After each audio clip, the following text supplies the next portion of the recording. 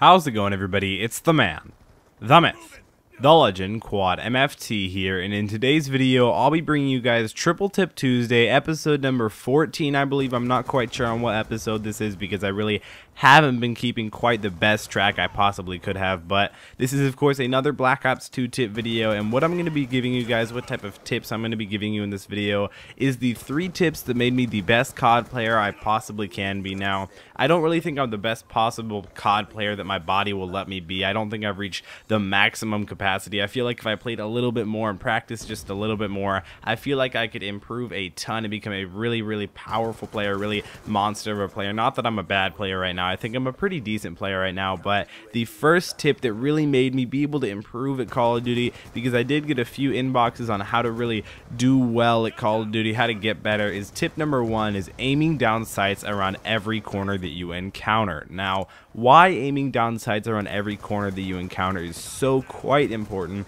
is because every time you go around a corner, you're basically being unarmed, because most of the time when you're new to the game, when you don't have too much experience at Call of Duty, you're probably going to be running quite a bit, not knowing what's really going to be going on. So when you run around the corner, you have to pull up your gun every single time after you finish jogging or running, and that is definitely a huge nuisance to why a lot of people get killed really easily nowadays. You want to aim down sight so you constantly have your sights up, and all you have to do is lock on your aim and pull the trigger, and that enemy will be completely annihilated.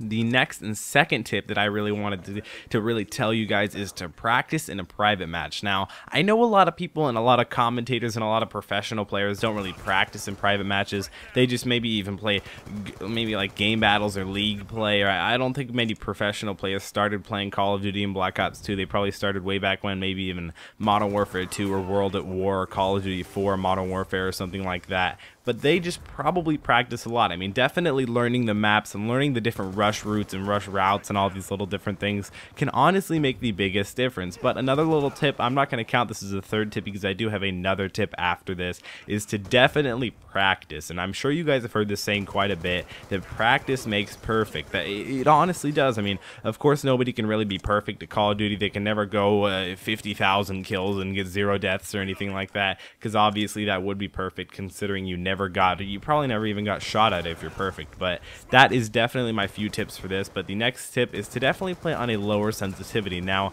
I know there are a few commentators. I don't think there are very many professional players who actually played a really high sensitivity, but for Black Ops 2, I would definitely have to suggest you guys to play between a 4 and an 8. Now, 8 is pretty high. Most people would suggest between a 3 and a 6, but I have to say between 4 and 8 because I did used to play on a 14, not in Black Ops 2, but in Modern Warfare 2 and Black Ops 1, I did play on the highest sensitivity possible. Now, I'm not really sure how much that affected me because I wasn't really paying too much attention back then, but now I do play on a 5 sensitivity in Black Ops 2, and that I believe converts over to 3 in the other Call of Duties like Modern Warfare 3, Black Ops 1, because I have been playing a little bit of the previous Call of Duties quite a bit, so it does convert over to a 5 or a 3 at least, in my opinion. But if you guys can switch over to a lower sensitivity, you'll be able to be really accurate. Now, you don't want to go down to like a 2 or a 1. I mean, if you're comfortable in the 2 or 1 area, that's okay, but it just really, you probably won't be able to turn around too well. But those are my main few tips that I have to tell you guys on how I do really well in Call of Duty,